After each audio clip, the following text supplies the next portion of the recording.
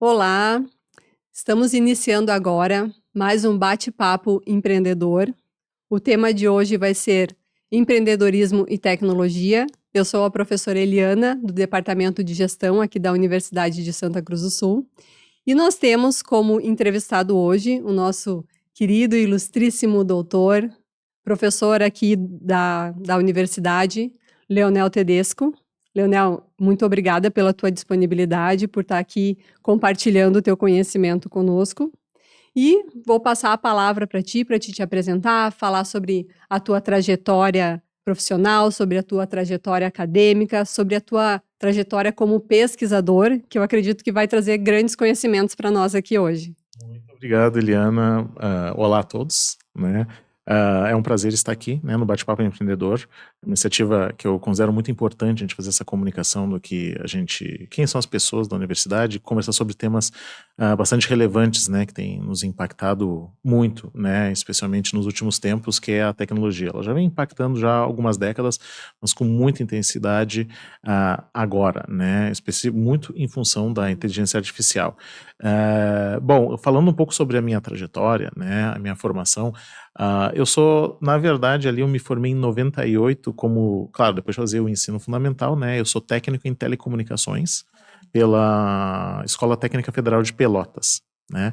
Eu valorizo muito essa questão do técnico, porque ultimamente o ensino técnico foi sendo, digamos, diminuído, né, reduzido no Brasil, né, e a formação técnica ela é muito estratégica em muitos países avançados, né, e a parte técnica, né, eu aprendi muito na escola técnica com relação aos mesmos sistemas de comunicação, né, de outros tempos, né, como funcionam os telefones celulares, né, ali eu aprendi um pouco sobre eletrônica, né, e também comecei ali a mexer, né, desde os 15 anos eu mexo com computadores, né, então já vão mais de 30 anos, né, 15 anos de idade, né, que na verdade que hoje é meio tarde, né, hoje as crianças, né, as nossas crianças, né, até com menos idade, né, até por causa das interfaces computacionais, muito jovem tu pode operar um smartphone, né, é uma coisa curiosa de como a tecnologia tem entrado na nossa vida, e na minha, especificamente na parte computacional, eu comecei a mexer com computadores dentro da escola técnica, não tínhamos computadores em casa, na verdade o meu pai tinha um que ele usava para topografia, né, um Hotbit, né, mas eu nunca nem mexi muito, que era um instrumento de trabalho dele, eu sempre respeitei muito, né, de vez em quando eu jogava alguma coisinha ali, mas efetivamente contato com computadores, assim, de uma forma mais contribuindo para minha formação técnica, foi ali pelos 15 anos de idade dentro da Escola Técnica Federal de Pelotas. Depois eu fui fazer vestibular, né, o meu sonho era ser matemático, e aí eu, por acaso, eu fui fazer vestibular na FURG, mas sem muito, eu fiz vestibular para matemática, né, achando que eu não conseguiria a vaga no curso de informática, acho que era esse o curso, né, na Federal de Pelotas. Na verdade, eu sou natural de Rio Grande, né? E aí, mas com 2 anos, a minha família foi para Pelotas, né? Minha mãe trabalhava na CRT, Companhia Rio Grande de Telecomunicações, né? E a época meu pai fazia agronomia, né? Até hoje ele trabalha na Emater, né? Então,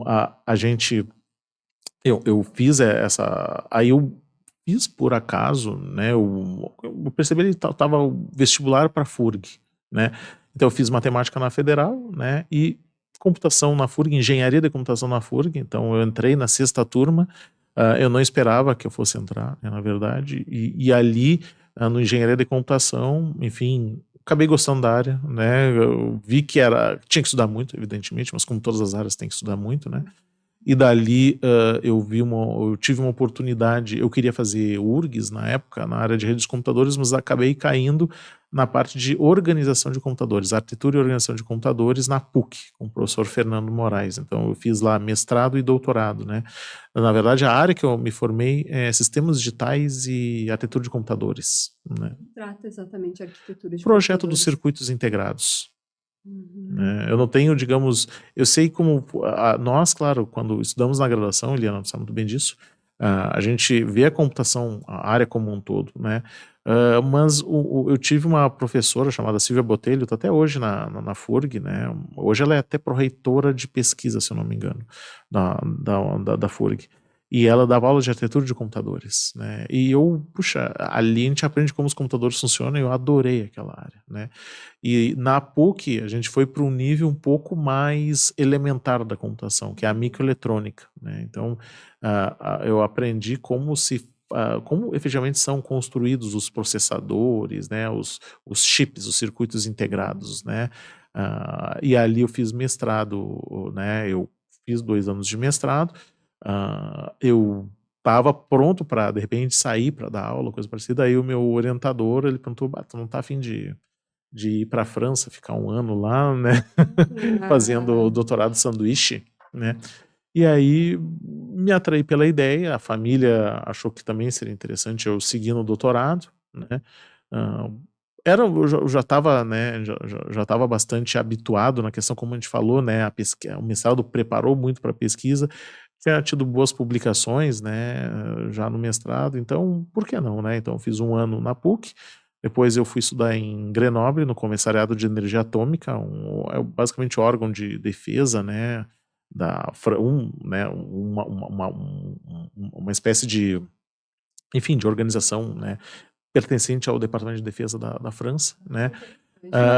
Eu fui o primeiro, não sei se fui o primeiro brasileiro que fui para lá, né, porque eu não vi outros brasileiros lá no CEUA, né, que a gente chama Comissariat à Energia Atomique, né. Eu era melhor no francês sei lá, 15 anos atrás do que eu sou agora. Acho que faz uns 17 anos que eu fui para lá, né? E lá eu trabalhei em alguns projetos, né, deles, né? Durante 1 ano tivemos umas 2 publicações em congressos internacionais, né?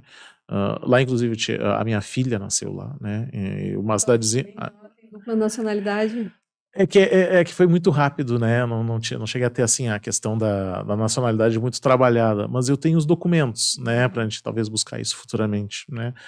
Ela já manifestou vontade de aprender o francês, pelo menos que é uma língua linda, né? Então, e dali depois eu voltei para PUC e defendi o doutorado, né? Na semana do doutorado, né? Eu recebi a notícia de que meu filho estava a caminho, né? O Otávio. E aí ia acabar minha bolsa. Aí surgiu a Unisc na minha vida, né? E dali eu comecei também, né, professor Rolf, professor Emílio, fizeram entrevista, professora Rejane Froza também articulou a minha vinda para cá, e eu entrei pelos sistemas e processos industriais, né, e aqui na Unisc especificamente, né, como professor visitante, né, depois fiquei 1 ou 2 anos, acho que fiquei 2 anos como professor visitante, aí fiz o concurso, né, e aí, nesse meio tempo, até para poder assumir a coordenação, acho que foi até mais rápida o concurso para poder assumir a coordenação de engenharia de computação, né? Tinha saído alguns outros professores, né? Então era uma posição em aberto e necessária, né? Então precisavam de professores na área de microeletrônica, arquitetura de computadores, mas também para ajudar eventualmente na coordenação do engenharia, né? Então assumi engenharia, o professor Rolf foi para a coordenação da graduação, né? Há 15 anos atrás, eu acredito que não tinha tantas pessoas com doutorado nessa área, né? Porque não era uma área em crescimento, mas eu acho que o pessoal pensava mais em atuar profissionalmente, né? Talvez não como professor. Exato. Até um sintoma disso é que os doutorados na área de computação, hoje em dia tu vai para o exterior se tu quiser, porque tem grupos muito fortes de pessoas que já foram para o exterior. Às vezes a gente vai para o exterior para buscar algum conhecimento eventual que não tem aqui, né? Diferente de Dá uma pensamento, perspectiva né? diferente, novas culturas. Eu recomendo a todo aluno que tivesse oportunidade até para entender um pouco mais o teu país, né? Saber as diferenças culturais e onde estão também alguns problemas do teu país, né? E tu poder contribuir com ele, né? Nessa área especificamente da eletrônica, a gente tem muitas possibilidades, né? Especialmente nessa parte de circuitos integrados, eu atuo mais na área de hardware, infraestrutura computacional, do que o software, né? Então tu tem muita oportunidade, especialmente nos países desenvolvidos, né? Mas eu, por questão de família, raízes e querer, de uma certa forma, o governo financiou bolsa durante todo o tempo, né? de alguma forma, retornar para a sociedade, né? Retornar para o meu chão aqui e ajudar no desenvolvimento, né, da região, através, no caso aqui, dos cursos, né? Então, dou aula no Engenharia de Computação, no Ciência, no antigo licenciatura, no Análise e Desenvolvimento de Sistemas e no programa de pós-graduação em Sistemas e Processos Industriais, né? Onde eu pesquiso muito na parte de como a computação, de uma forma geral, né, tanto não tão avançado no hardware, que eu estudei hardware muito avançado, então muitas das pesquisas que a gente realizou, na verdade, outros países usam, né, mas como é que a gente pode aplicar a tecnologia aqui, né, nas empresas, nas indústrias, né, na saúde, no meio ambiente, nas cidades inteligentes, né, e hoje eu estou muito nessa direção, né, eu através do edital Tech for Business da Secretaria de Inovação, Ciência e Tecnologia, a gente acabou trazendo, eu liderei o projeto, mas tem um monte de gente envolvida, né? Eu trouxe um laboratório vivo aqui para a universidade, que é o Living Valleys, né? Ali na 1717, né? Um laboratório super bonito que tem lá.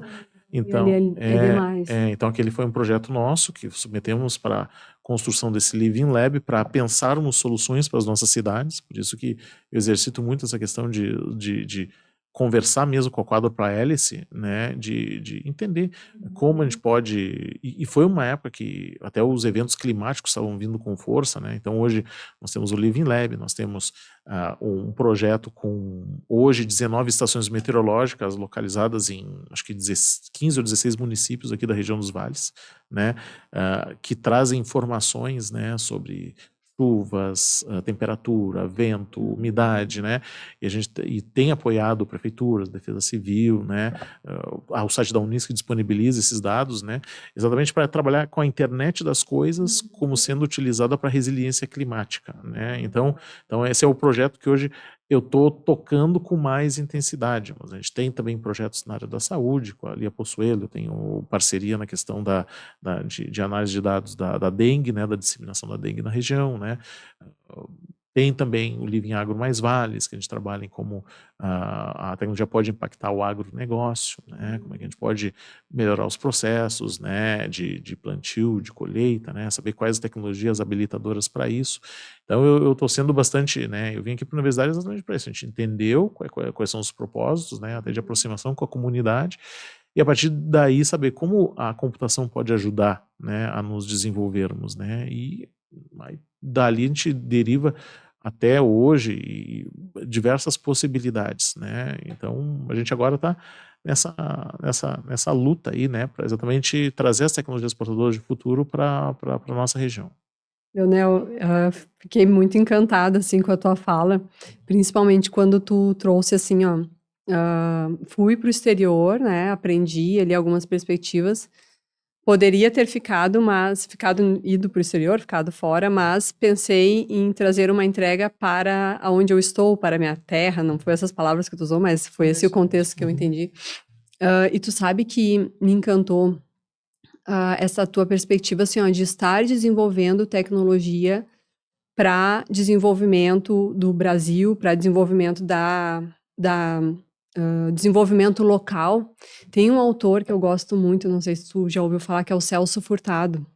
E o Celso Furtado, ele tem uma perspectiva do Brasil a respeito do desenvolvimento econômico, de que o Brasil, ele tem um modelo de desenvolvimento econômico, de economia dependente. O que é essa economia dependente? A gente se desenvolve tecnologicamente a partir do desenvolvimento de outros países. A nossa economia, ela se desenvolve a partir do que é desenvolvido em outros países. E ele traz muito forte a questão do exemplo da agricultura. Por exemplo, nós temos grandes terras, nós temos grandes áreas de plantação, mas para te ter colheita, tu tem que ter tecnologia. E essa tecnologia, em grande parte, às vezes é importada. E aí ele traz essa questão do desenvolvimento econômico dependente, e ele bate exatamente nesse ponto. A gente tem que desenvolver tecnologia dentro do país. Por quê? Porque senão a gente vai ficar sempre dependendo do que os outros países desenvolvem. E a gente sabe, né, que quando esses países desenvolvem tecnologia, quando elas chegam no Brasil, algumas já são obsoletas, né? E ele traz justamente esse ponto. Então, eu adorei essa tua fala, né? Então, dentro das tuas pesquisas, assim, o que que tu vê, assim, ó, que está tendo mais impacto, que mais te encantou? Se tu quiser falar também um pouco mais do Living Valleys também, que é um projeto muito interessante, né? Na verdade, né, a gente tem, enquanto região, né, eu vejo que a gente tem muito potencial, né, especialmente capacidades humanas, né, enfim, eu tenho orgulho da minha universidade, dos meus colegas, né, e dos nossos alunos também, né, que são pessoas muito batalhadoras, né, vão atrás do conhecimento mesmo.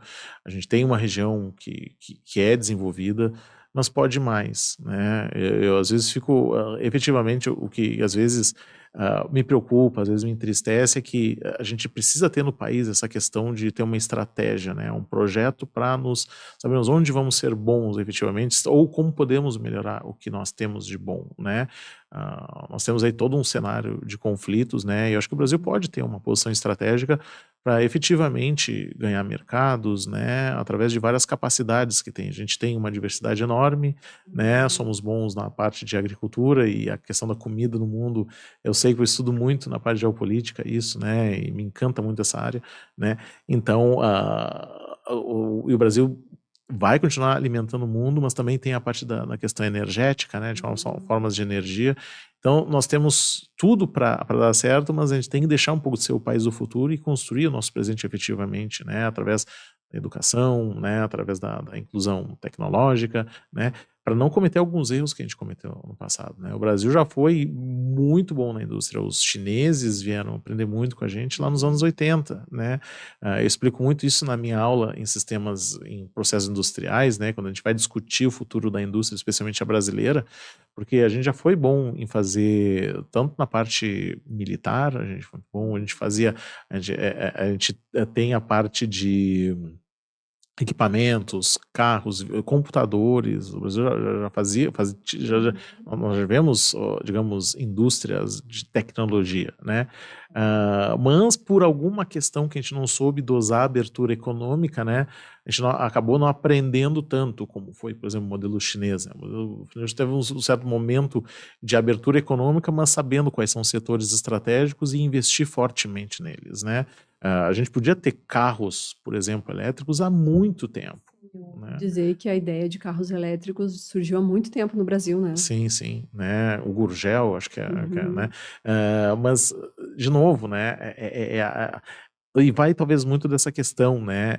Em algum momento a gente entendeu que daqui a pouco era talvez mais conveniente ter uma dependência tecnológica para a tecnologia chegar logo na gente. Então, em algum momento ali a questão se perdeu e de uma certa forma a gente está pagando um pouco o preço, né, de não termos esse protagonismo, né? Tanto é que hoje, se a gente for ver, a gente é muito dependente tecnologicamente. Se alguém da Google ou da Amazon ou da Microsoft desligar o Brasil, né, em termos de dados, né, os nossos dados estão em nuvem, né? A operação de nossos negócios é em nuvem, né? Então é um cenário que me preocupa, né?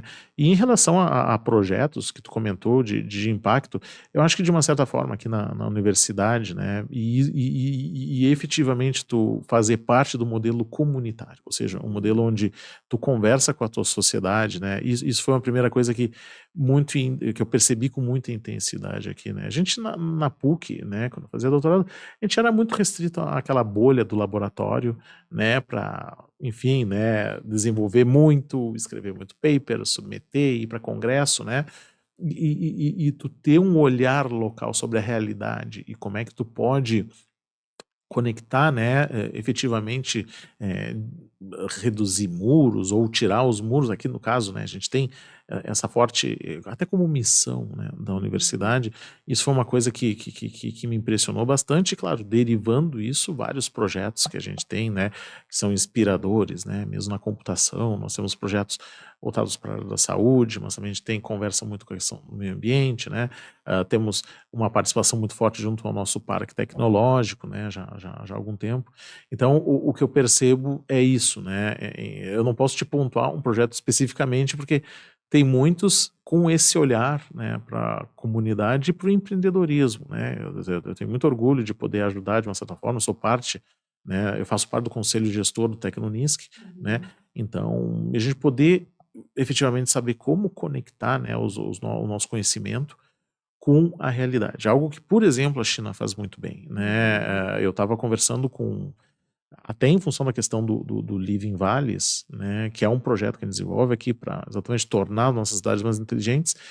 Eu estava num evento lá em Porto Alegre no fim do ano passado, foi até no dia da posse do professor Rafael Ren, né, e dos nossos demais colegas, né, de coordenações, de setores aqui na universidade. Eu estava nesse evento em Porto Alegre sobre os Living Labs do estado do Rio Grande do Sul. Nós temos 6 ou 7 Living Labs patrocinados pelo governo do estado, né? Nós estamos muito bem posicionados, né, até na questão de integração com a comunidade, né, de conversar, né, e propor, né, engajamento, né, a inovação chegar no coração das pessoas. Mas nesse evento eu encontrei o professor Silvio Bittencourt, né, que é uma pessoa até para trazer para um bate-papo empreendedor. Ele é Silvio Bittencourt, né. O professor Silvio, ele é meio que o CEO, né, ele é o diretor do Parque Tecnológico da Unicinos, né. E ele fez todo o doutorado dele nessa questão de Living Labs, né, que são os laboratórios vivos, né, onde a gente desenvolve soluções para cidades inteligentes, como é o Living Valleys, né. E ele estava me dizendo e ele foi para a China, e eu já fui lá perguntar para ele: professor, e aí, como é que foi? Vi no teu LinkedIn lá que tu andou pela China, o que te impressionou? A gente tinha que conversar rápido ali, porque era no meio entre sessões ali, né? E ele comentou comigo, né, que o como é estratégico, né, o parque tecnológico para o país, né, como sendo essa célula, e o empreendedorismo é muito importante, porque no final das contas a gente estuda para empreender soluções enfim, e movimentar toda a nossa economia, impactar a nossa sociedade, né, e ele trouxe isso, né, como é estratégico para a China os parques tecnológicos. Ele ia visitar alguns deles, né, no final acho que ele visitou mas movimentava uma quantidade enorme de pessoas, assim, né, não vou te precisar o quanto para não errar nos números, né, mas ele se impressionou muito. Por quê? Porque a China colocou como estratégico, né, tu poder equipar os parques tecnológicos exatamente para trazer a ciência de ponta que eles desenvolvem e colocar na criação, né, de startups, aí os unicórnios, né, acho que o maior número de unicórnios do mundo está na China, né, então para exatamente fazer com que as empresas se empoderem a partir da tecnologia, e como os parques tecnológicos são estratégicos para isso, né. Então, eu tenho ótima relação com o parque tecnológico, e a gente sempre está disposto a escrever projetos que foquem na inovação para poder exatamente impactar com mais intensidade as comunidades, né?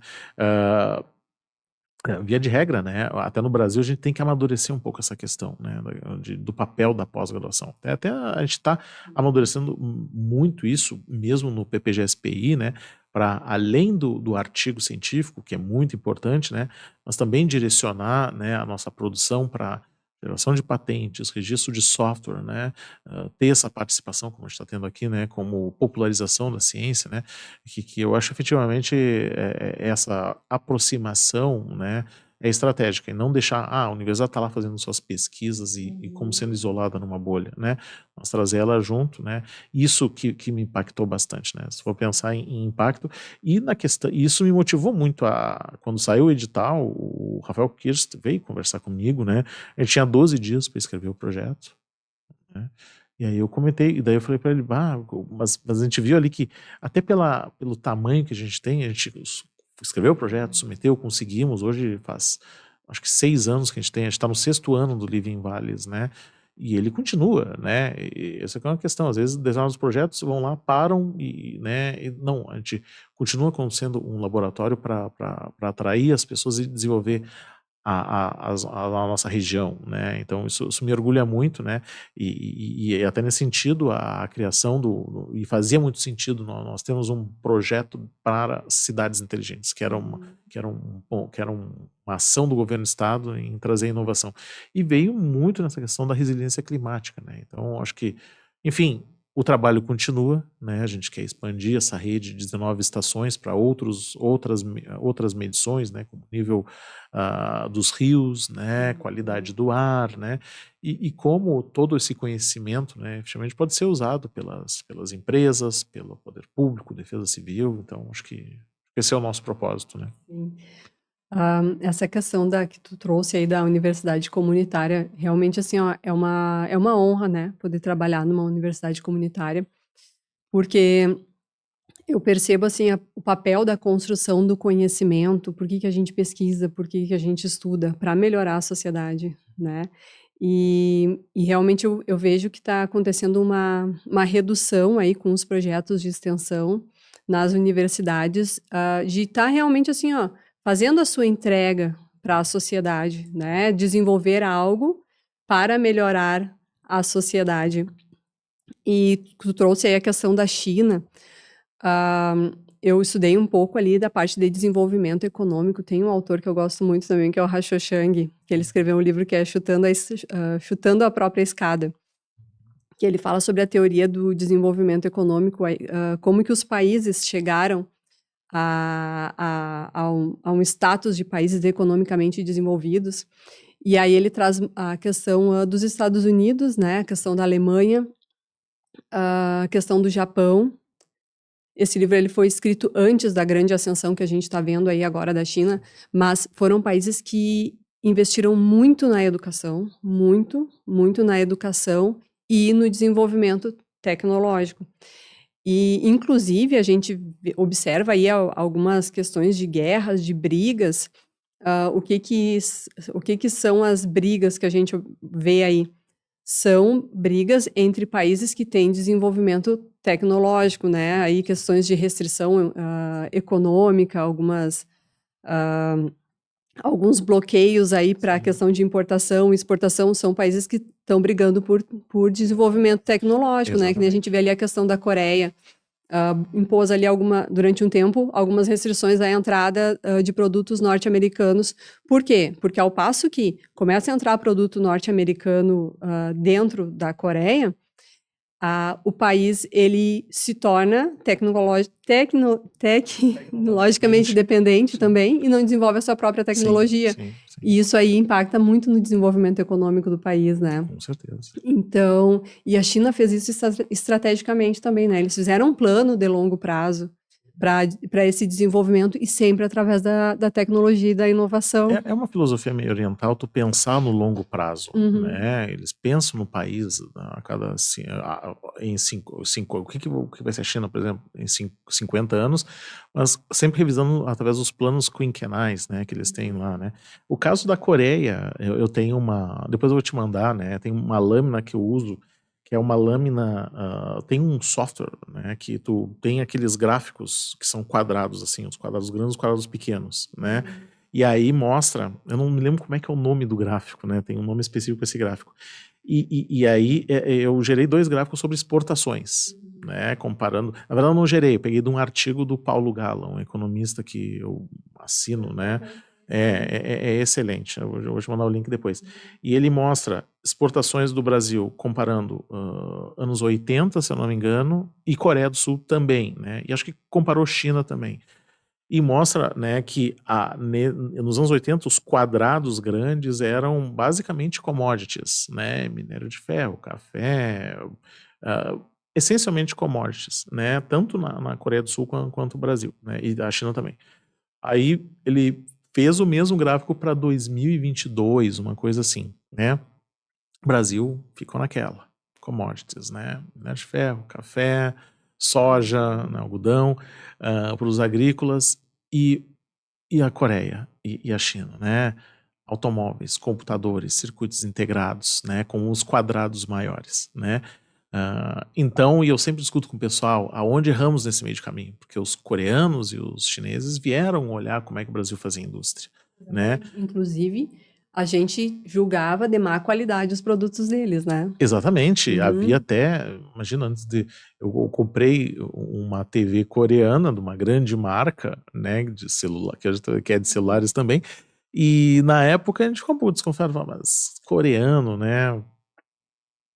Até hoje, então, eles souberam agregar qualidade, tiveram estratégia, né, de elencar setores, né, importantes e ter financiamento, mas com cobrança, né, de tu chegar e o governo atuar, apoiar as empresas, apoiar a competitividade para tornar exatamente as empresas também globais, né, não adianta apenas a gente atender o mercado interno, nós temos empresas de relevância internacional, né, o Brasil tem a WEG, né, que é uma super empresa que a gente pode dizer que tem um modelo, nós teremos que ter muito mais empresas como a WEG no Brasil, né, de alto teor tecnológico e que vende para o mundo inteiro sua tecnologia, né, mão de obra qualificada a gente tem, né, mas a gente precisa exatamente do passo da estratégia do governo junto com as organizações, junto com as empresas, para tornar nossas empresas globais como China e Coreia do Sul analisaram o cenário, né? A China se tornou também, era uma fábrica do mundo, mas de produtos de má qualidade, né? Só que aquela coisa, nesse meio tempo, né, eles foram se desenvolvendo no sentido de agora se tornaram muito bons em engenharia reversa. Até esse professor comentou comigo, né, que os chineses têm um problema, se tu pegar um produto de nota 0 para nota 10, o problema do chinês é às vezes tu ter um produto do 0 e para o nível 1, que é aquela parte da criatividade, de gerar um novo produto, né?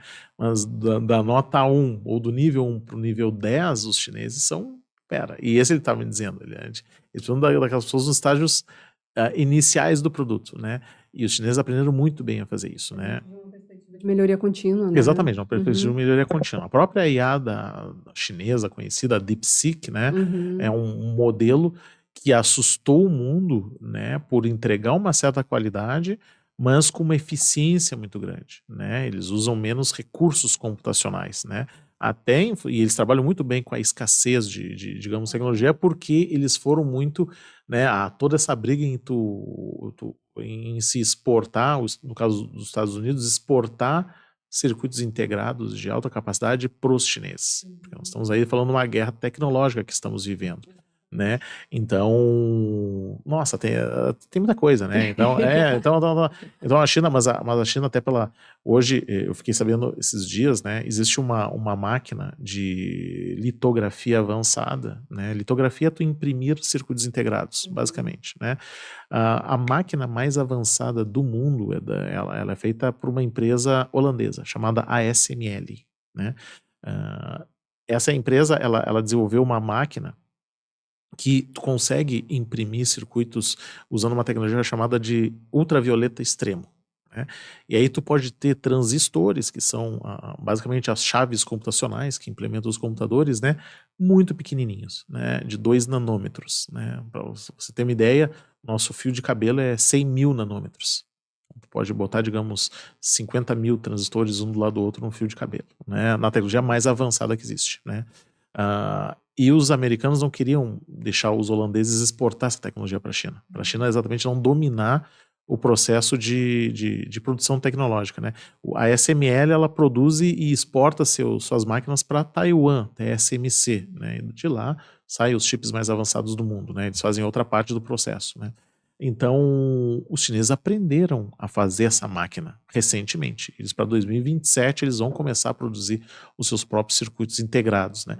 Então, essa guerra, onde, e basicamente no chip está o valor, né? Se tu não tem o chip, tu não tem nada, né? Tu roda a inteligência artificial por cima. Eu sempre digo que o software é a inteligência sobre o hardware, né? Mas tem que ter o chip, né? Os chips mais avançados do mundo são produzidos pela TSMC, que por sua vez faz os projetos da NVIDIA, né? Que hoje a NVIDIA é a empresa mais valiosa do mundo, se eu não me engano, a NVIDIA hoje vale 4 trilhões de dólares, né? Por quê? Porque eles têm a base, a base tecnológica para executar, né, as inteligências artificiais aí que a gente está utilizando.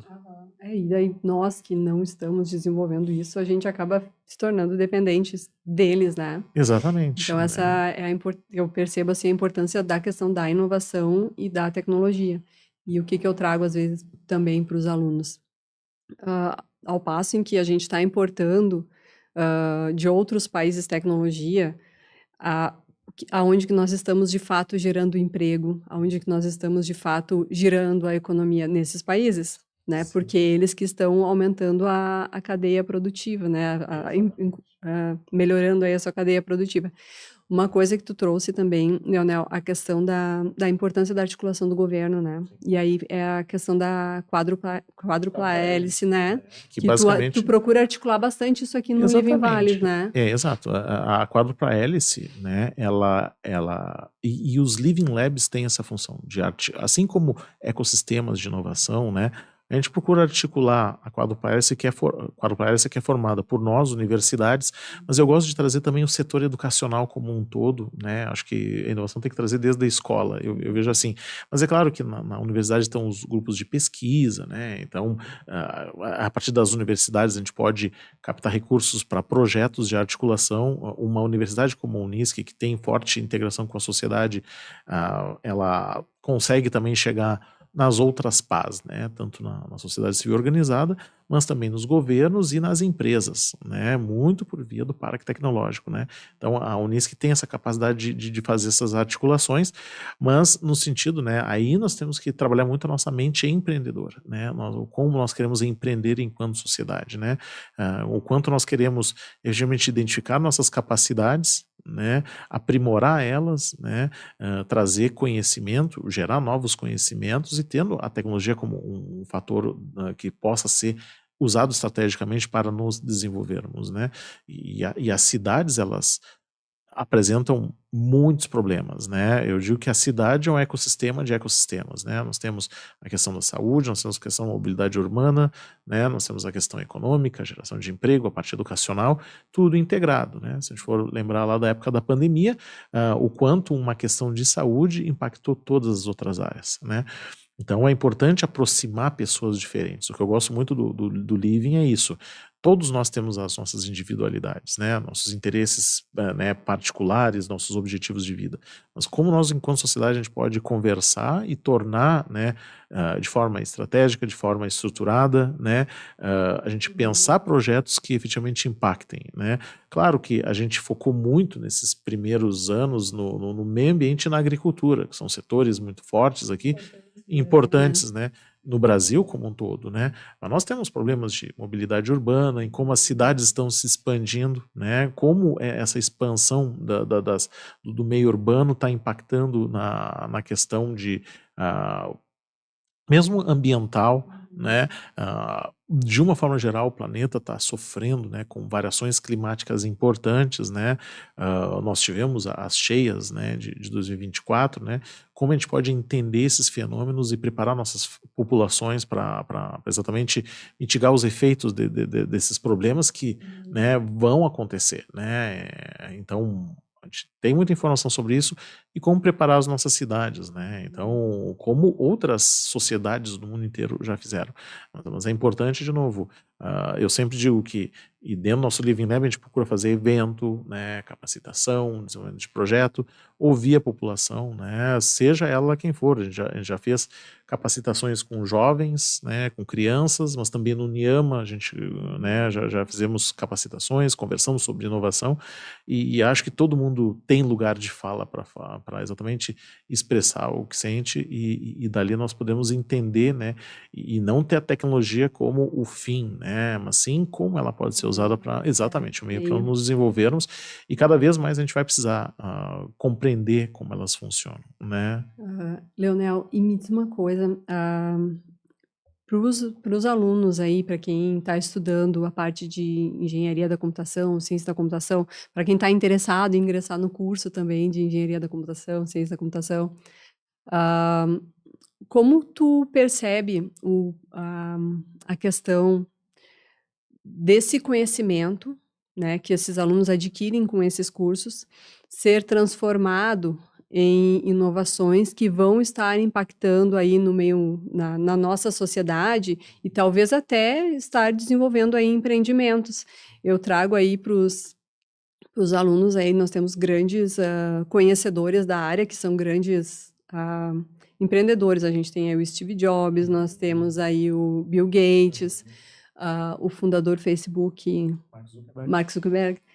Todos são dessa área, né, e desenvolveram aí instrumentos, né, ferramentas inovadoras que mudaram a sociedade. Mas, claro, a gente não precisa pensar em algo nessa proporção, né, mas, assim, como que tu percebe assim, a atuação dos estudantes dessa área no empreendedorismo, né? Talvez oportunidades.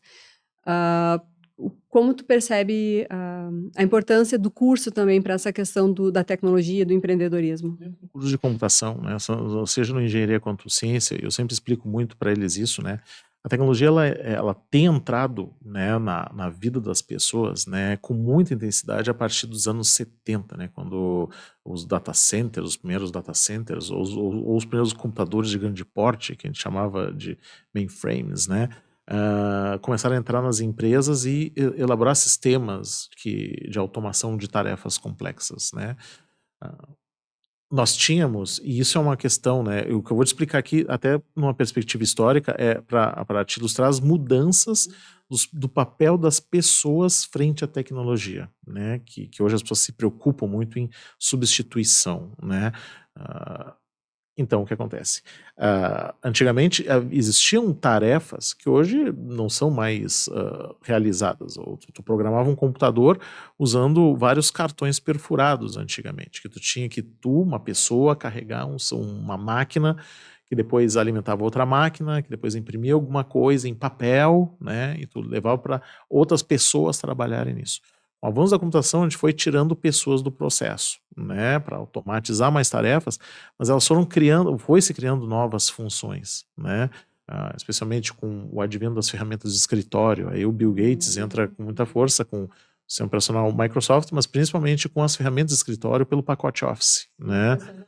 Tá carregando um monte de coisa, Exatamente, calculadora e papel. exatamente. Tudo. Então, e a gente tem que entender que a computação veio para mitigar problemas ou né, resolver questões que eram pontuais, né, de como o modo de fazer as coisas, né. Isso necessariamente implica não substituir as pessoas, mas tu elevar o nível das pessoas para, né, de ter um mau conhecimento, não fazer tarefas tão básicas quanto pegar um cartão perfurado e alimentar uma máquina. Não, tu pode trabalhar em ferramentas de escritório, começar a trabalhar com dados na parte, né, contábil. Então, e o pacote Office, ele veio muito nesse sentido foi muito decisivo, né, e ali se criou, né, a Microsoft se apoiou muito nisso, né, e ter o sistema operacional para que as pessoas possam usar o computador de forma conveniente, né, forma fácil, né, o sistema de janelas, né, tu cria abstrações para isso, tanto é que tu vai ver uma pastinha, né, ou um arquivo. Isso aí são conceitos que a gente sabe desde os tempos do escritório. Tu via a pasta física e o arquivo dentro da pasta, né? Então se criou uma interface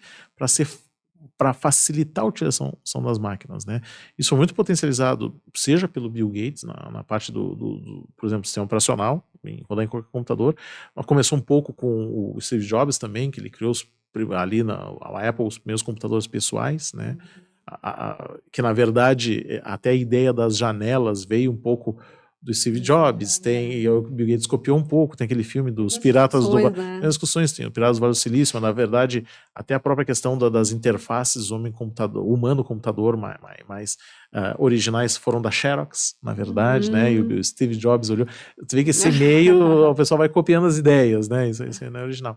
E a computação foi evoluindo, né? Surgiu a internet, né? Onde tu tirou um pouco tu abriu, na verdade, o espaço de atuação da pessoa para além daquele local onde o computador está. Então tu pode acessar outros computadores, né? Isso é uma ideia revolucionária.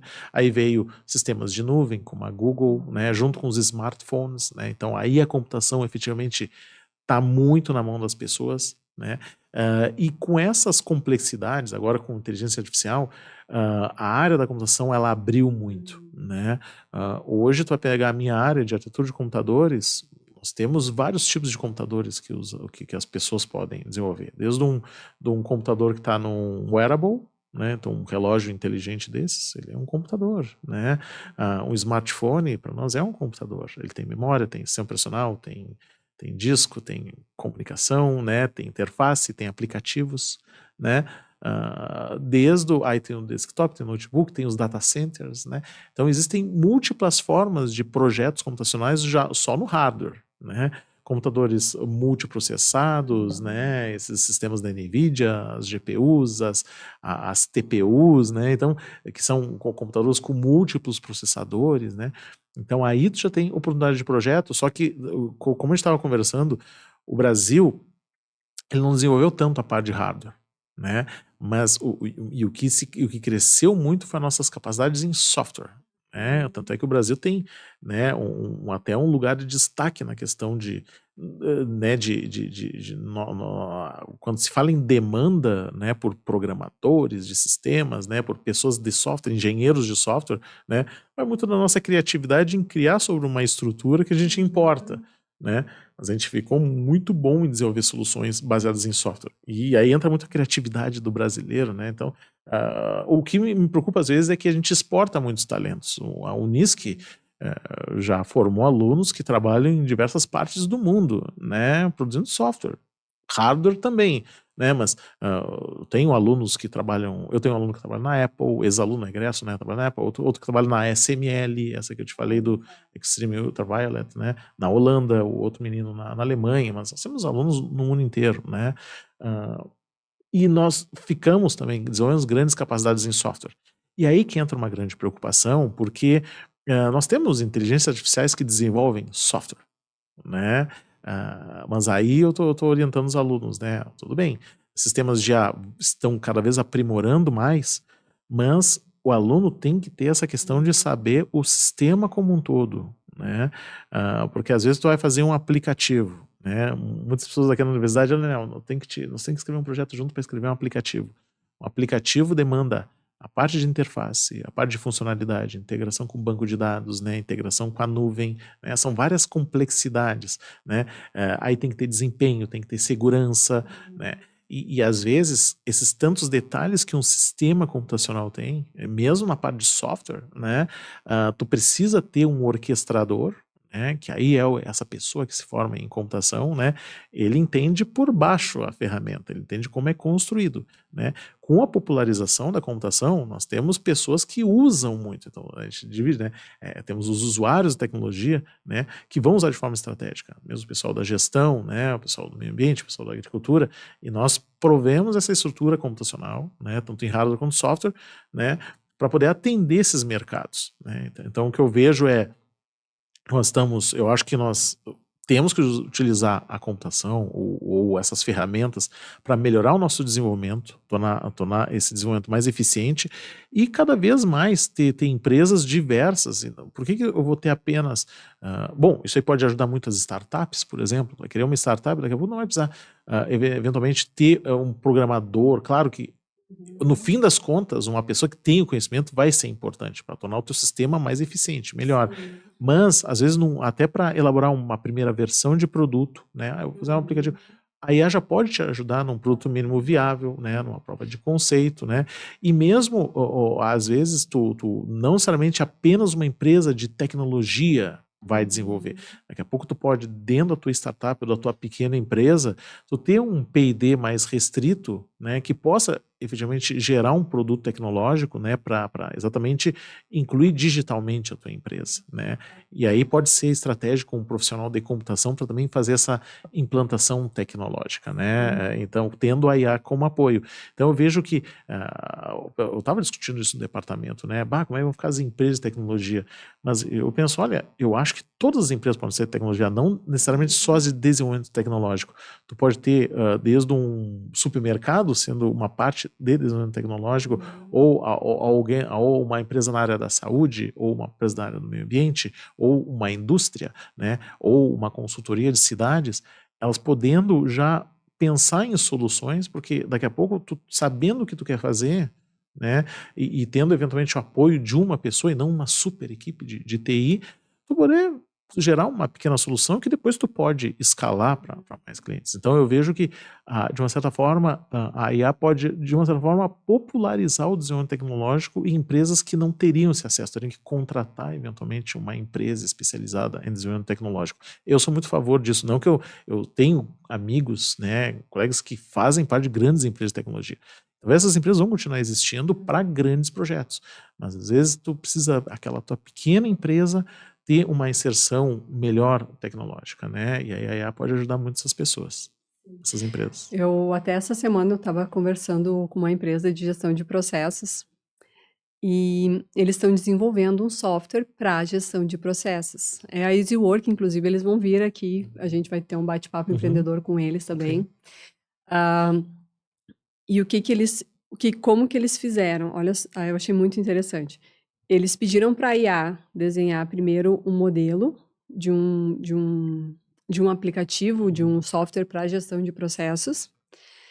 E aí, a partir desse modelo, eles aprofundaram, né? Eles desenvolveram algo mais customizado para não ficar uma gestão de processos tão generalista, né? Porque o que às vezes as empresas estão buscando? Estão buscando uma coisa mais personalizada, né? E eu achei muito bacana, assim, essa ideia deles. E o que é o ponto que eu achei interessante? A IA, ela ajudou eles, com certeza, a desenvolver o modelo, mas tem que ter o conhecimento para saber o que tem que melhorar. Então, eu acho... E esse conhecimento é humano, né? E esse é o conhecimento que eles têm, da experiência que eles têm atendendo clientes, da experiência que eles têm pesquisando. Ela pesquisou mais de 20 softwares para conseguir desenvolver esse modelo, sabe? E aí a ideia é democratizar a gestão de processos. Por quê? Porque tem pessoas, tem empresas que nem sabem que precisam de gestão de processos, e a gente sabe que o processo, ele é importante. Às vezes o empreendedor ele não se dá por conta, né, dos gargalos que tem dentro de um processo, do custo que às vezes tem dentro do custo de material, do custo de tempo que tem dentro de um processo, né? E eu achei sensacional esse projeto deles. E daí também não só para o grande, né, mas para o pequeno empreendedor também, para uma padaria, né? Então, eu acho muito sensacional essa questão, assim, que tu trouxe aí do Brasil, de nós estarmos na questão do desenvolvimento de software, estarmos desenvolvidos, porque isso aí também é uma democratização do conhecimento, uma democratização da gestão, né? Esse ponto, Eliana, que tu levantou, para mim é muito importante, porque eu digo, eu acho que as organizações, elas, nesse sentido de ter IA tu tendo conhecimento do processo e ter dados estruturados, né, essa questão, que dados são importantes, que dados são estratégicos, né? Estou falando de novo, é como no computador, a memória e o processamento, né? O que tu tem de dados, que é a tua memória, né? O teu histórico, todo o conhecimento da tua empresa, e quais são os processos e como tornar ela mais eficiente. Gestão de processos é fundamental, mas e que é uma coisa, que é algo que, né, a administração nos traz, né, como essa área do conhecimento tão estratégica para nós, né? E tendo esse conhecimento humano, tu trabalhar nessa personalização, né? Em tu poder exatamente fazer esse mapeamento, tendo, de novo, a IA como apoio. A IA não, as pessoas, e isso às vezes se faz uma confusão, né? De acordo com a instrução que tu dá para a IA, né, tu pode ter resultados, se tu dá uma instrução ruim ou uma instrução mais simples, o teu resultado não vai ser tão personalizado, não vai ser tão eficiente. No momento que tu teve conhecimento, soube instruir ela e foi otimizando, aí sim tu está usando a IA como parceira, né, como estratégica. Né? E aí eu vejo que não só a computação, mas as áreas do conhecimento, de uma forma geral, podem se beneficiar. E exatamente isso que eu acho que é o maravilhoso disso tudo, é tu poder exatamente democratizar esse acesso, né? Como a internet já fez, né? O tempo, né, ela popularizou o acesso à informação, né? Tu não precisa, daqui a pouco, ter uma referência, ter que ir na biblioteca, não sei aonde, não, tu tem na internet, popularizou o conhecimento, né? Olha hoje quantos cursos tu pode fazer pelo YouTube, por exemplo, quanto conhecimento legal tu pode observar, né? E pessoas comentando sobre o conhecimento, né? Esse podcast vai estar...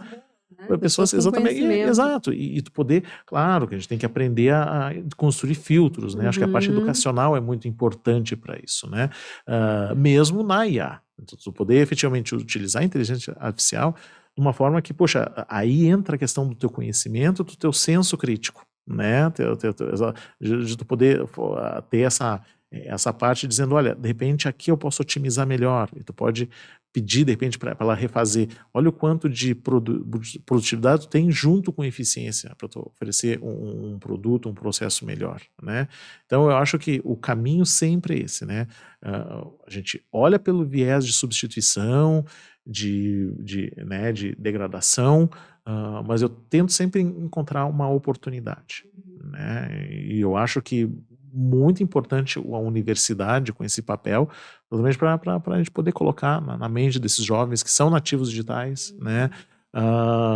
Eles usam IA, né? Mas como usar a IA não sendo, né, não automatizar algum processo de cópia, né? Ou de ou de qualquer coisa onde tu não vai exercer o teu conhecimento. Eu acho que a gente vai continuar exercendo conhecimento, mas de forma estratégica, né? Estamos aprendendo, né? Nós temos que, eu incentivo alunos a utilizarem, só que eles têm que, eu estou já melhorando minhas aulas no sentido de fazer com que eles expliquem melhor, ter uma visão maior do que é a área e do que se é capaz de fazer com ela, né? Sim. Tu sabe, Leonel, a gente vê aí como esses jovens, eles são criativos, né? E como eles estão tendo aí novas ideias, novas soluções. E com isso a gente vê aí o aumento das startups, né? Tem um crescimento aí significativo das startups. Como que tu vê, assim, que o jovem universitário, ele pode estar se inserindo nesse mundo de criação, de desenvolvimento de startups? Como tu vê, assim, dá para cortar, que eu ia fazer uma pergunta e eu esqueci, cara. Todas as possibilidades. Pode cortar depois? Tu estava falando, eu estava com a ideia na cabeça, a hora que eu fui falar, foi por água abaixo, corta. Mas a questão só para ir na tua linha, né? O aluno, ele poder entender o empreendedorismo, a criação de startup, a conversão da ideia em produto. Eu acho que é isso. Na verdade, essa aí eu criei a hora que eu abri a boca para falar, a pergunta era outra. Não, mas eu já estou maquinando a resposta. Tá, então... Quer recuperar? Posso recuperar? Quer estruturar a pergunta primeiro? Tá, como é que tu falou que eu gostei? Eu tinha a questão. O grande desafio é o seguinte, né? O aluno, ele tem uma ideia, né? E quer criar a sua startup. Esse que é o desafio, né? Como pode ser o caminho para ele evoluir nisso? Acho que é mais ou menos essa ideia que tu queria trazer. É mais ou menos essa ideia. Então, mas só que, na verdade, a pergunta era outra. Só que a hora que eu abri a boca para falar... Mas não tem problema, isso é o bom da gravação, né? Eu vou na gravação. Posso falar? Leonel, a gente vê aí os jovens muito criativos, com boas ideias, né? Eu percebo também um crescimento no empreendedorismo, né, dos jovens, essa questão deles, eles não têm muito essa perspectiva, essa geração não tem muito essa perspectiva de ter que cumprir horário dentro de empresa, eles querem inovar, eles querem ter autonomia. Para os jovens aí que têm ideias de empreender, de desenvolver startups, qual é o caminho que tu percebe, assim, mais indicado para eles seguirem? Vamos lá. Eu acho que o primeiro caminho é a gente entender as fundações da área, né? Tanto na parte técnica, tá? Entender o que é computação, ou mesmo o que é empreendedorismo. Né? Empreendedorismo, às vezes, ele tem o seu lado, digamos, claro que ele é maravilhoso, ele é estratégico, mas até para a gente entender as dificuldades que a gente tem no Brasil para empreender, né? As dificuldades que a gente tem para a questão da inovação, né? De implementar a inovação. Mas, de novo, eu acho que tem que se fazer estudo, né? Entender. Eu acho que dentro da possibilidade de tu participar de projetos, eu acho que quando tu vai trabalhar com computação, assim como qualquer área, mas principalmente na computação, a tua vida é participar de projetos com início, meio e fim. Tu vai ter entrega, tu vai ter compromisso, tu vai ter tarefa, né? Tu vai ter uma encomenda, tu vai fazer parte de uma equipe. Então, exercitar a questão de trabalho em equipe é muito importante. Tu ser, de uma certa forma, um profissional dentro da universidade, no sentido de que o professor pediu um trabalho, pediu um estudo, pediu estudar para uma prova, tu encarar aquilo como sendo algo que vai ser efetivamente utilizado. Às vezes, claro, dentro da computação especialmente, a gente tem tentado melhorar um pouco isso, mas os fundamentos da computação, eles são muito abstratos, né? A gente não chega, digamos, isso aqui vira um botão do aplicativo, coisa parecida. A gente tem que entender um pouco das profundezas dos sistemas computacionais, até para os alunos entenderem da computação, especialmente, por que os sistemas eles falham, como eu posso escalar, por que eles são eficientes, por que eles são seguros, como eles são efetivamente construídos, né? Mas partindo para a questão do empreendedorismo, eu digo que estudar muito é importante, participar de projetos, né? Pode ser projetos de pesquisa, mesmo pesquisa universitária, porque ali tu tem, vamos supor, pega um projeto como o Living Values, por exemplo. Daqui a pouco a gente tem alguma entrega de fazer um dashboard, alguma coisa assim, de algumas pesquisas que a gente realiza, ou ao processar algum dado das estações meteorológicas, a gente tem lá uma quantidade de dados lá de anos, né? De 2, 3 anos de captura de dados, né? Regionais, de vários parâmetros meteorológicos. Então, tem várias oportunidades de tu inserir em projetos. Às vezes, não focar tanto na questão de vou ganhar quanto numa bolsa. Às vezes, tu precisa ser um bolsista voluntário, você entender a mecânica de um projeto, onde tu tem um líder de um projeto, tu faz parte de uma equipe, tu tem que fazer uma entrega. Então, entender essa mecânica, né, de como te comportar. Claro que depois tu vai para a parte do mercado de trabalho, né, entender que tem ali na Unisc, por exemplo, tem Unisc Carreiras, né, que daí ele é uma porta de oportunidades, né, fantástica, onde as empresas vão, tu te candidata a vagas, tu também começa a construir portfólio, isso é muito importante, né? Eu digo para meus alunos, né, muito legal fazer curso, tem muito curso gratuito na internet, tem curso por vídeo, tu pode gerar certificado, mas os cursos não adiantam nada se tu não souber contar uma história, né, de, olha, eu participei deste projeto aqui, por exemplo, tem um aluno nosso que hoje ele trabalha para uma empresa americana, né? Mas ele está aqui em Santa Cruz, né? Trabalha home office, né? Acho que de vez em quando ele até às vezes manda alguma coisa. Vários alunos me mandam fotos de diversos lugares, né? Te dizer uma amizade muito grande. E eu peço isso para eles, né? Pessoal, se estiverem fora ou coisa, manda uma foto para mim só eu saber como é que estão, né? E aí eles mandam, só que nesse emprego que ele conseguiu nos Estados Unidos, na entrevista ele relatou que e eu fiquei super feliz, né, ele veio contar isso. Olha, Leonel, porque eu tinha um projeto aqui na universidade sobre computadores vestíveis, né, e esse aluno fazia uma espécie de dashboard, coisa parecida ou ele fazia análise de machine learning de dados que a gente captava da fisioterapia lá, né, de movimentação, batimentos cardíacos, né, velocidade de caminhada. E ele aprendeu machine learning para aplicar nesses dados, né? E ele contou isso na entrevista, né? Isso foi uma questão que ajudou muito ele a avançar nas etapas posteriores. As pessoas terem uma história. Como é que tu constrói uma história mesmo dentro da universidade? Participando de projeto, depois tu participando de um estágio numa empresa, né? Saber como a empresa funciona, as dificuldades. Vai ter um líder, né? Vai ter digamos, o tech lead, né? O pessoal gosta de muito importar esses termos, né? O developer, o developer. Eu sou um developer, eu sou tech lead, né? Lá na empresa tal. Maravilhoso, mas entender alguns jargões da área, participar de eventos, né? Saber como é que ler notícias, saber como é que o mundo está funcionando para entender as oportunidades, né, de mercados que se criam, né, porque no fim das contas, né, a gente desenvolve para alguma coisa, especialmente no Brasil, o setor de software se desenvolveu muito pelo quê? Setor financeiro, nós temos sistemas financeiros dos mais avançados do mundo, né? Assim como sistemas para agricultura, né? A gente é muito bom na agricultura de precisão, tanto na parte biológica, química, Embrapa desenvolveu muito a nossa agricultura, né? Mas também na parte de tecnologia da informação, tentando cada vez mais forte nessa parte da agricultura, né? Mesmo na indústria. Então, eles entenderem como o mundo funciona, mas tentar também criar história em projetos, porque no fim das contas, lá no teu currículo, tão importante quanto os cursos que tu faz, né, a tua qualificação técnica que tu faz a partir dos teus cursos que experiências você teve, né? E dali, com todas as informações, tu também ir se capacitando para isso, entender quais são os meios de tu criar uma startup. Nós temos o Tecnonisc, nós temos parte tecnológica, onde tu pode fazer parte, colocar o teu projeto, ser incubado, entender as dimensões jurídicas, entender o que é uma pesquisa de mercado, né, para exatamente saber como o teu produto atinge, e daqui a pouco até fazer redirecionamentos, né.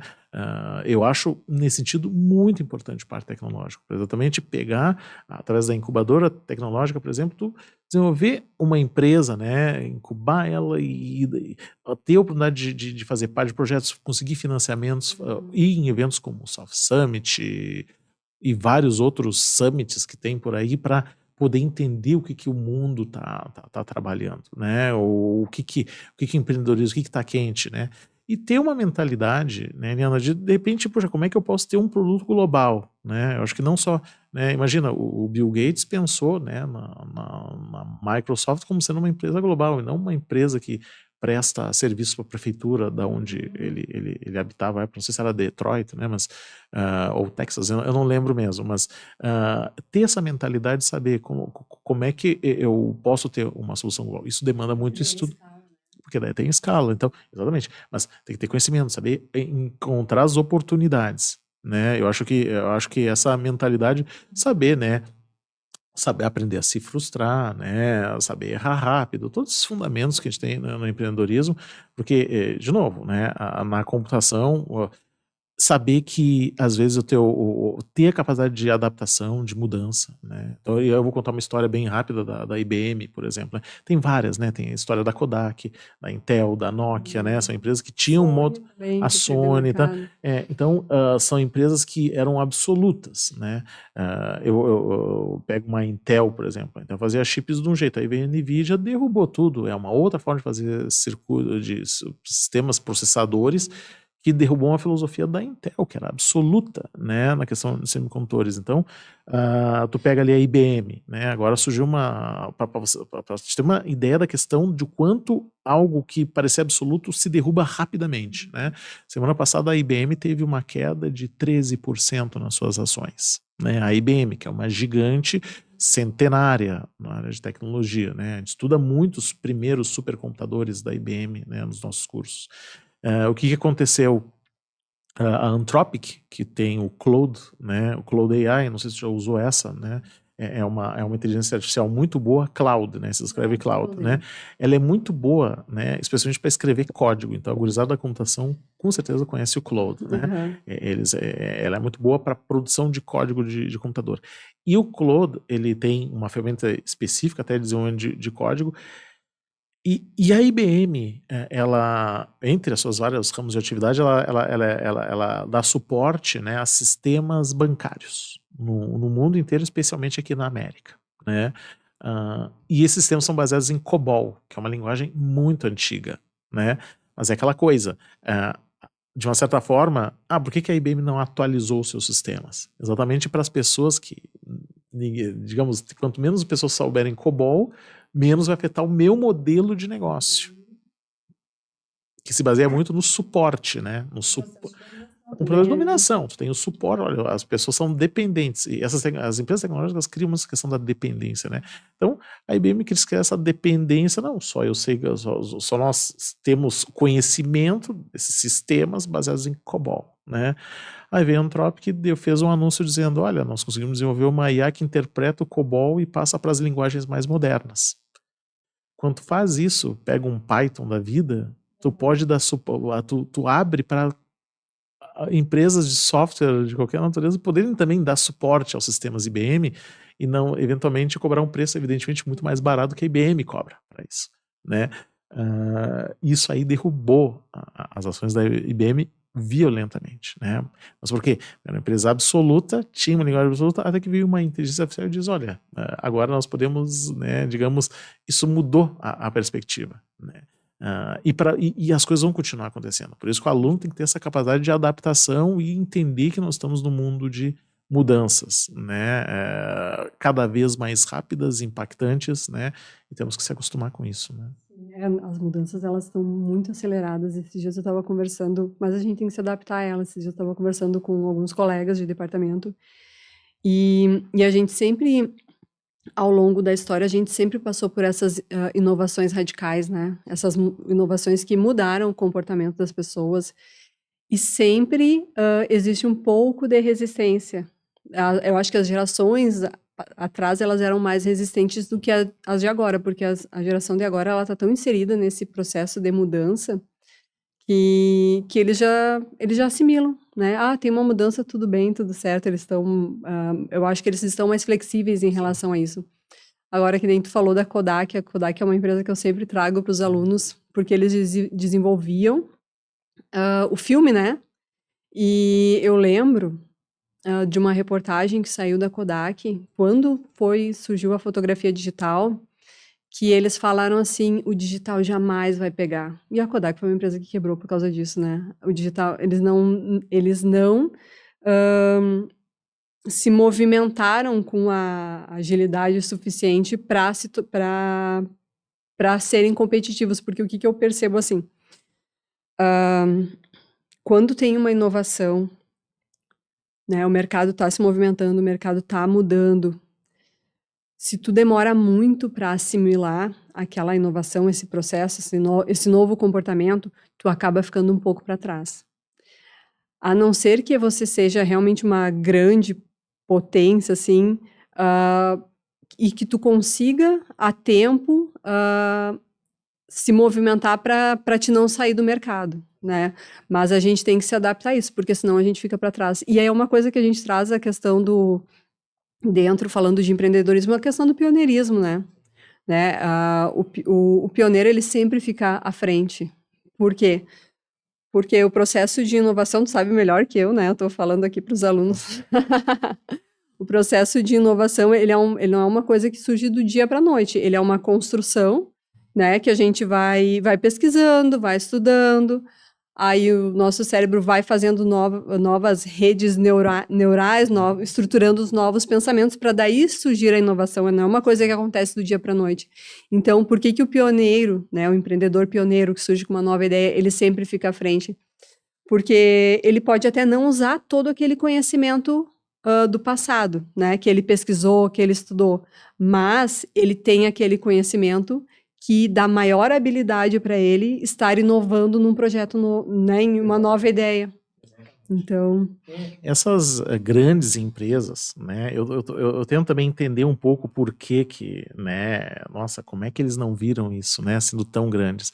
Mas às vezes esse tamanho todo prejudica a movimentação, né? E aquela coisa, tu entrega um produto que para aquele contexto da época, digamos assim, Kodak, eles tinham um produto nota 10, né? Eles tinham um produto nota 10. Poxa, então o que eu vou fazer? Eu vou continuar no meu produto nota 10 que está dando esse conforto, né?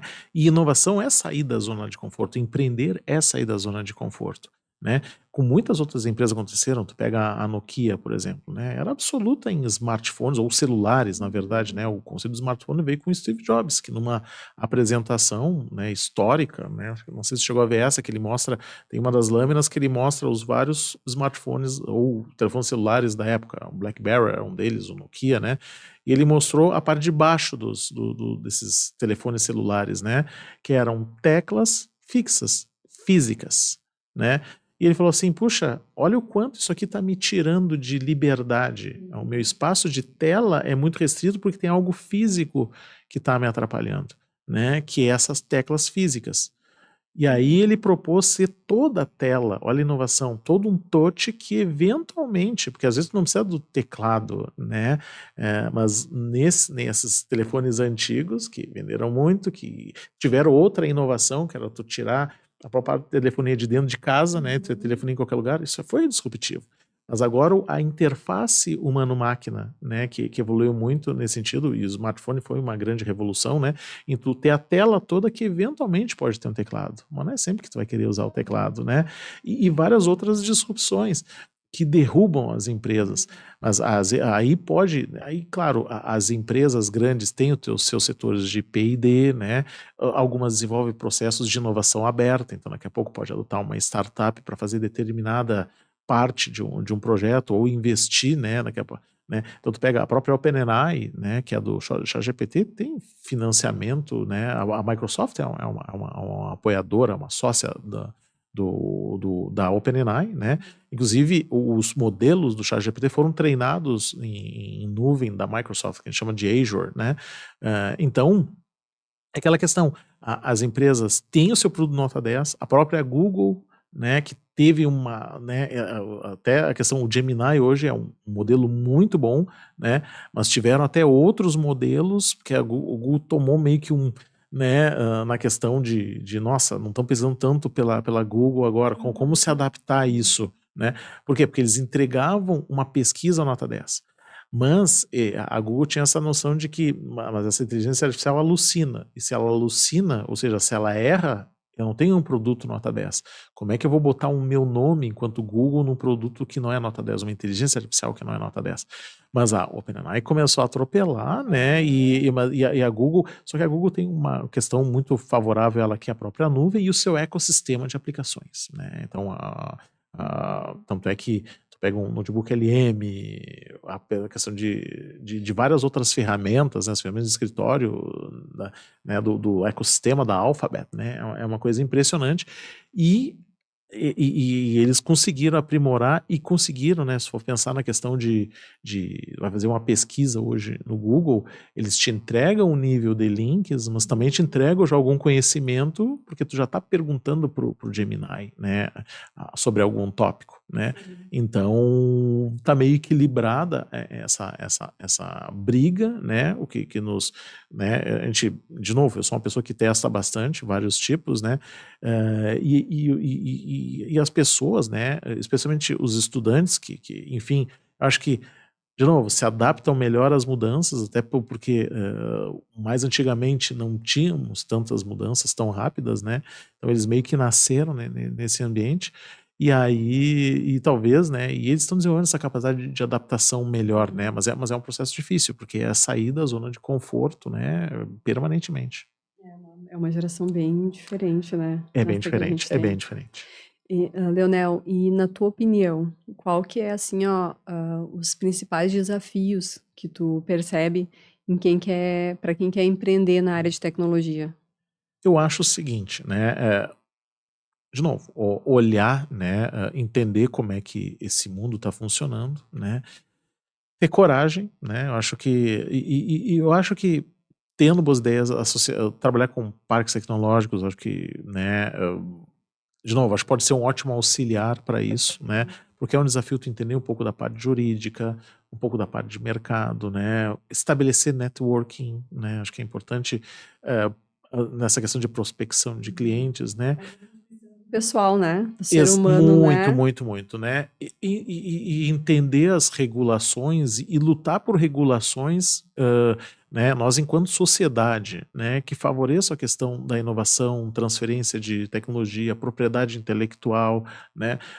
Infelizmente, o Brasil, né? Tem muitos problemas em relação a isso, né? De tu poder um pouco, e isso é uma luta que nós temos enquanto país, né? Em tu estabelecer empresas, tu poder registrar. Avançamos muito em relação a isso, a Intelectual, relação né? à propriedade intelectual, né? Então, mesmo outro dia eu estava conversando com um colega, né? A importação de equipamentos, né? O Brasil não tem uma política para, de repente, bom, se é voltado para inovação, com tecnológico, de repente não paga determinados impostos, né? Mas é uma política de Estado, né? Nós também temos que lutar por um Estado, por um país que seja capaz de trazer condições, né, para os seus empreendedores de estabelecer competitividade, né? Previamente, a gente não depende de ser tão custoso a questão, porque a inovação, né, eu sempre digo, Eliana, a inovação, especialmente na área tecnológica, ela às vezes não aparece o resultado tão rápido, né, porque ela tem processo, né, e ela é cara, né, então quanto mais disruptiva daqui a pouco te demanda mais investimentos, né, porque tu precisa de mão de obra qualificada para produtos bastante inovadores, né, mas empreender vai muito nisso, né, enquanto às vezes não constrói a tua própria equipe, fazer networking, obter conhecimento, né, trabalhar na área, não necessariamente sendo ainda, eu tenho alunos que durante o dia trabalhava numa empresa de tecnologia e nos fins de semana começava a desenvolver a sua própria empresa, pegando pequenas demandas e entendendo as estruturações, né? Entendendo a questão de impostos, regulações. Então, eu vejo que essa é uma dificuldade, pode ser uma oportunidade, às vezes eu vejo dificuldades como oportunidades, né? Mas eu também vejo que Perfeita, né? Eu falo, a gente tem que ser positivo a gente tem que sempre. ser positivo sempre, né? E a gente poder exatamente exigir, né? Participar de ecossistemas de inovação e exigir que, de uma certa forma, a gente ter regulações que nos, né?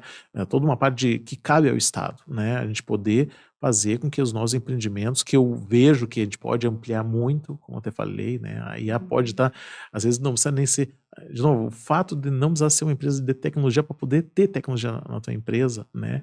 Com apoio da IA, puxa, olha o quanto isso aí pode ser importante para um país que é grande, diverso, né? Então, acho que pequenos movimentos podem fazer com que a gente tenha empreendimentos impactantes, né? Acho que essa, eu vejo.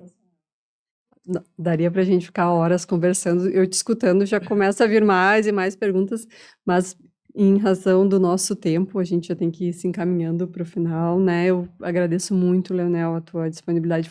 Eu poderia ficar muito tempo aqui conversando. Mas assim, para a gente finalizar, que conselho tu daria para estudantes da área de ciência da computação e engenharia da computação que têm esse interesse de empreender na área de tecnologia? Estudem bastante, né? Então, falando já para os alunos aí, né? Estudem bastante, né? Leiam muito como o mundo funciona, né? Tenham criatividade, saibam, aprendam a se frustrar, trabalhem, né? Acessem as oportunidades de estágios, projetos de pesquisa, né? Para, de novo, entender como funciona a dinâmica de desenvolvimento de projetos, que a vida do desenvolvedor é essa, né? Fazer parte de projetos. Uma hora tu vai estar numa hierarquia de desenvolvedor, depois tu vai passar um líder técnico, mas entender como a tecnologia é um negócio estratégico, né? Eu sempre digo, Eliana, nas eletivas, né, quando eu era coordenador, né, dos cursos da computação, já fui coordenador de todos os cursos da computação, né, até pouco tempo atrás, até o fim do ano passado, eu sempre digo, se tu tiver uma mentalidade, tu ter um desenvolvimento técnico com uma mentalidade de negócios, né, tu é um profissional extremamente raro, né? Se souber inglês, melhor ainda, né? Porque daí tu pode ou desenvolver o teu negócio de forma global ou né, daqui a pouco trabalhar para empresas no exterior também, que é uma possibilidade, né? Que, enfim, tu não tem fronteira, eu digo isso, né? Conhecimento tecnológico, visão de negócios, saber o inglês, tendo uma mentalidade de pesquisador no sentido de buscar as coisas, né? Eu acho que essa é a principal dica e as coisas vão acontecendo, né? Eu posso ter certeza que as oportunidades aparecem. Uma frase que eu gosto muito, que é o caminho se faz ao caminhar, né? Exatamente. E quem se move, o mundo promove, né? Então, Adorei. Leonel, muito obrigado pela tua participação, Eu que pela agradeço. tua disponibilidade de tempo, a tua gentileza de ter trazido tanto conhecimento, Imagina. foi muito interessante. Pessoal que está nos assistindo, eu espero que a gente tenha contribuído de alguma forma em expandir o pensamento, expandir o conhecimento, né? Está contribuindo aí com as novas ideias de vocês e com a construção do conhecimento. Muito obrigada.